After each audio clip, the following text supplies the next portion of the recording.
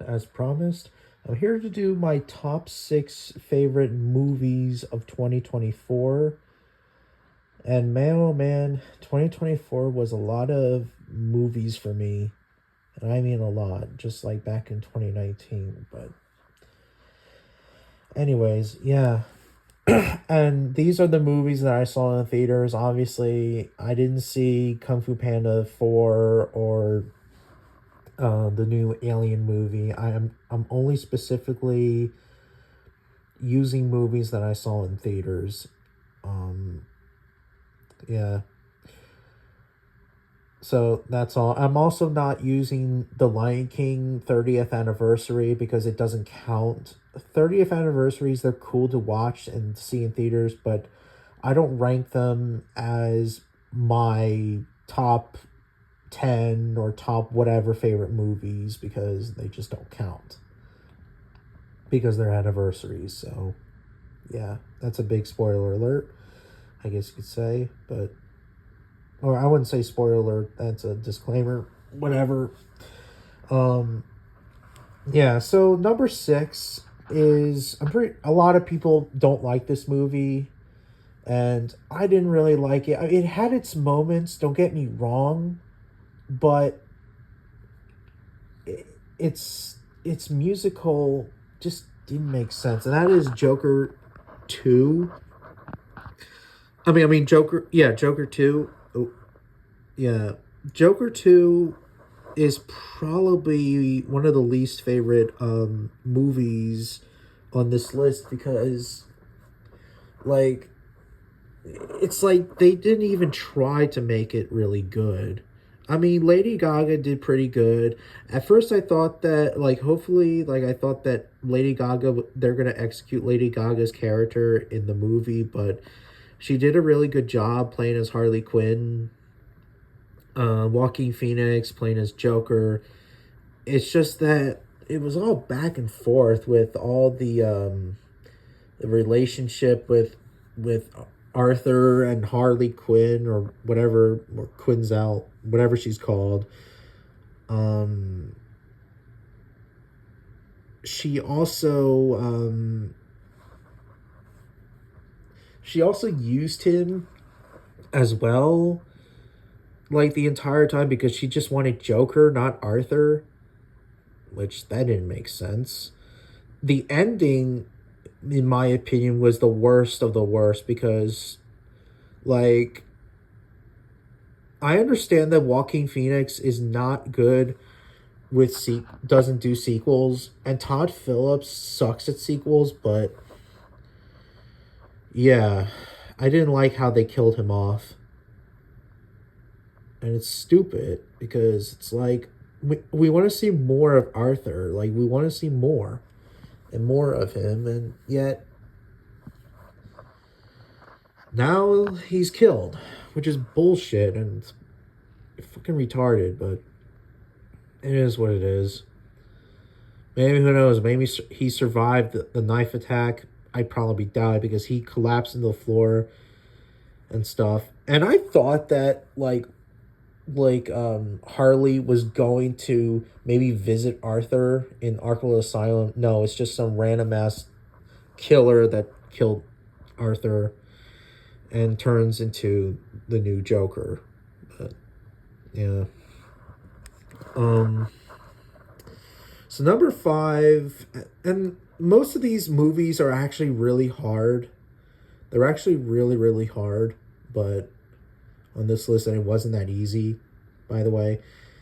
But, and it's a big shocker, but it's The Lion King, Mufasa. Now, don't get me wrong, I loved Mufasa. I really enjoyed it so much. Like, I really loved it. I even watched a lot of clips of it, a lot.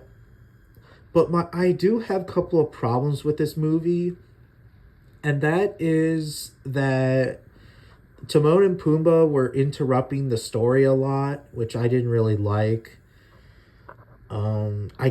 I get it that they wanted to make it more funny, I guess, which is I didn't find it funny.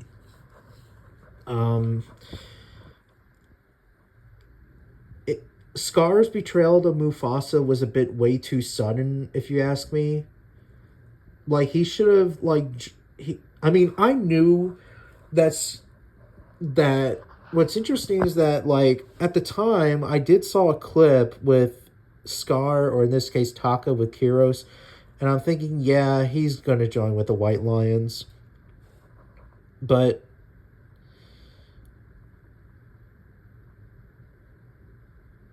um, what am I trying to say? Kiros was actually a really good villain. I didn't like his singing performance, but however, his music is stuck in my head. But for some reason, I like it. It's just that a villain like him should never sing, and there were a lot of singings in this movie. Yeah, at least, and also at least that the animals are more. Well, I mean, they're not just realistic. Well, they're realistic, just like they did in the 2019 film, but they um they had facial expressions, which I actually still like, and a lot of people like, because everybody was complaining about the 2019 Lion King, saying that, oh, no facial expressions, da da da da da.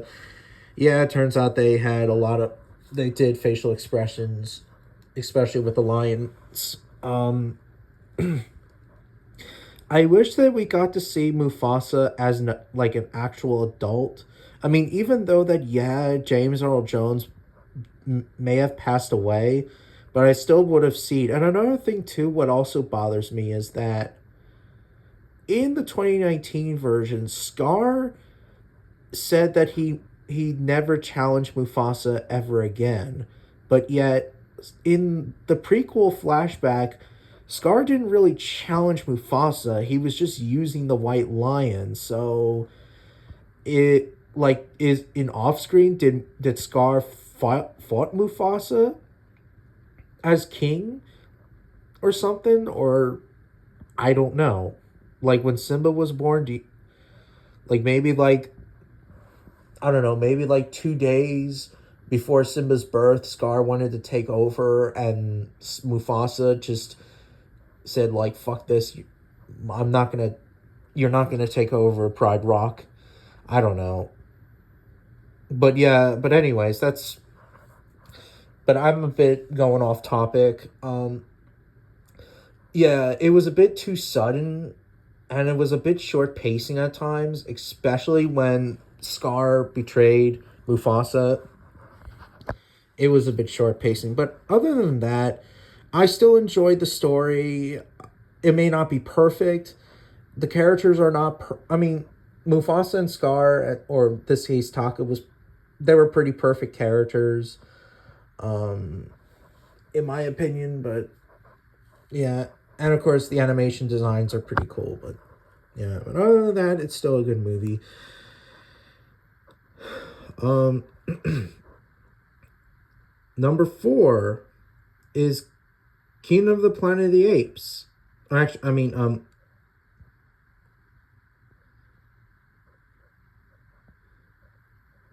yeah, for Kingdom of the Planet of the Apes. I'm sorry. I, yeah. So I'm sorry about that, mixing up with numbers. So number four, I mean, yeah, number four, Kingdom of the Planet of the Apes. I really enjoyed the movie. I really enjoyed Noah, and the other characters. Um, I even enjoyed Proxima Caesar. And spoiler alert of the best villains of 2024, Proxima Caesar is probably my favorite villain of 2024, because he's just like a more um a more I mean, even though I wouldn't say that he's like a more menacing version of Koba, but he's more unique like Koba is, even though Koba is still the best villain of the franchise as a whole. But he's like Koba 2.0, just more smarter, you could say, since obviously the apes evolved more and stuff. And yeah, um Noah was actually a really good character.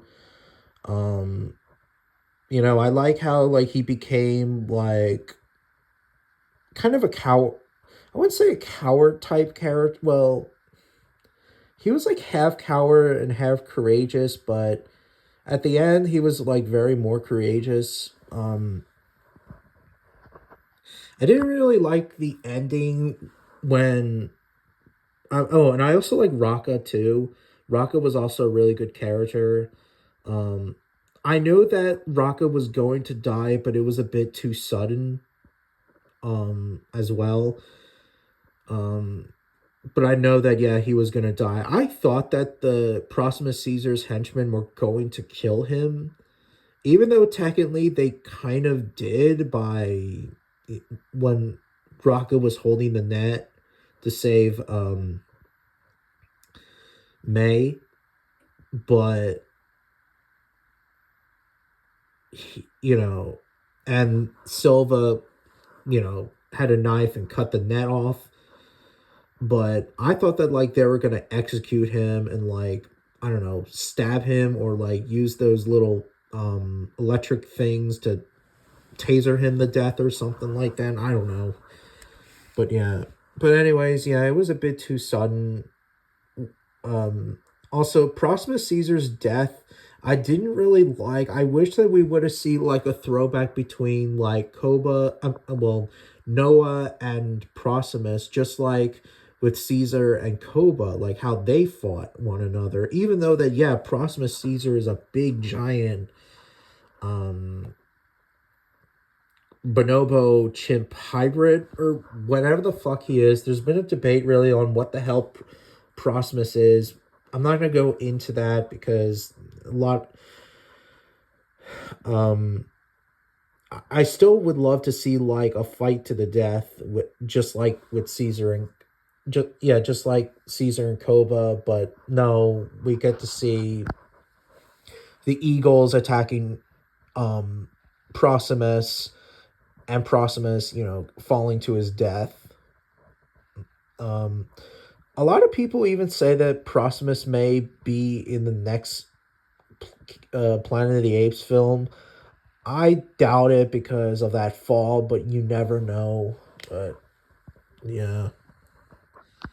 Um but yeah, a really good adventure story, redemption and courage and etc., which I really loved of this movie. Um yeah. So number 3 on the list is Godzilla X Kong New Empire. I have to say, like looking at it now, it had good moments, but I kind of agree with some of the Godzilla fans because it did felt more like a Saturday morning cartoon, very fast pacing. Um, it also felt more of a Kong story because the director, I forget the director's name, but he said that he's more of a Kong fan than a Godzilla fan. I guess that makes sense, but still it was but still like it is what it is. Um Scar King was a really good villain. Kong and Godzilla were pretty good as well. Shimo as well. No, Suko and all the other monsters were pretty cool. It's just that like it's weird that like Godzilla unlocks a new transformation, and the reason why the director wanted to make it look like God Godzilla different in his like new evolution state is because he wanted to look like Super Saiyan Rose, or he also said it also looks like Kaioken. Probably more Rose, even though Rose is a evil is a Goku Black transformation. Anyways, yeah, and also like Kong having a an upgrade with his that fist thing. Um, I mean, the mechanic arm or whatever, and a silver tooth. Yeah, I don't know. I did like the fight scenes in this one and the story. I did especially love the first fight scene when Kong fought against Scar King. You know, I really loved that fight. And I also love the meme of Scar King laughing at Kong because like I also use that post and stuff for people on Facebook who are dickheads to me and stuff, but that's a different long story. But anyways, yeah, I really good movie, really good action, just a lot of short pacing with this one, but it's still a really good Godzilla and Kong movie. But if you like action Godzilla and King Kong movies, this is a movie for you. But it's still a really good movie. I was actually ranking it to be the number one favorite, but no, not anymore. But yeah, and that's second movie, Deadpool and Wolverine. Now, Deadpool and Wolverine is a really good movie. I love the story. I love the characters. I really love the fight scenes with Deadpool and Wolverine. They were both going at it, and Deadpool making a lot of sex jokes, which is pretty funny. Well, it's Deadpool. What do you expect? Deadpool is a gag character of the Marvel universe. Um, yeah, Ryan Reynolds did a really good job. Hugh Jackman, no, wait, yeah, Hugh, yeah. Please tell me in the comments. Yeah, Hugh Jackman as Wolverine, really good job. Honestly, like it's a really good film. Like I really, really enjoyed the story. I mean, the story's not perfect. Don't get me wrong, but I still really enjoyed it a lot. And also Deadpool dancing in the beginning, and yeah, really, really funny as hell. So that's why I actually really love this movie. I actually still thought that Godzilla X Kong was going to be, well, I was actually still ranking Godzilla X Kong to still be better, but no, Deadpool and Wolverine is actually a better movie, in my opinion, because of story and Deadpool being Deadpool, even though I'm a Godzilla fan more than a Deadpool fan, but yeah, and a Kong fan too, but yeah. And the number one favorite movie of 2024 is Sonic 3. Now, Sonic 3, best movie of 2024. Both the characters were good. The villain was pretty good. Well, the villains were good. Everything about it was good. Shadow being, the sympathetic character that we know.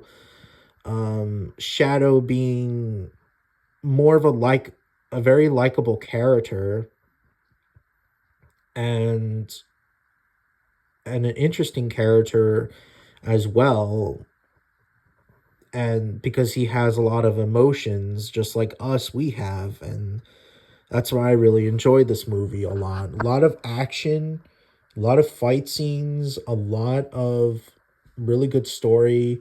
Knuckles and Tails, well, Knuckles being funny as hell, Tails, you know I just really love Sonic 3. Like, it was a really good movie. Like, honestly, it's either like a 9.5 or a 10 out of 10. That's how I really enjoy this movie a lot, you know, because of characters and like just everything about this movie is just really, really good, you know. Shadow, being like the quote unquote Vegeta of the Sonic universe. It kind of makes sense really because of his temper. And I noticed that with Vegeta, his hair sticks up a lot, just like Vegeta's hair. But yeah. And Keanu Reeves as Shadow did, he did a really good job playing as Shadow. I'm not gonna lie. That's why, obviously, as I said before, I really enjoyed this movie. And hopefully, they'll make a new movie just like in the post credits, which they probably will because the Sonic movies are a big successful. But yeah, I can't wait for the next movie. And that's my list of 2024. What are your guys' favorite movies of 2024? Let me know in the comments section. And I can't wait for this year, 2025. We'll see of the movies that I'm seeing.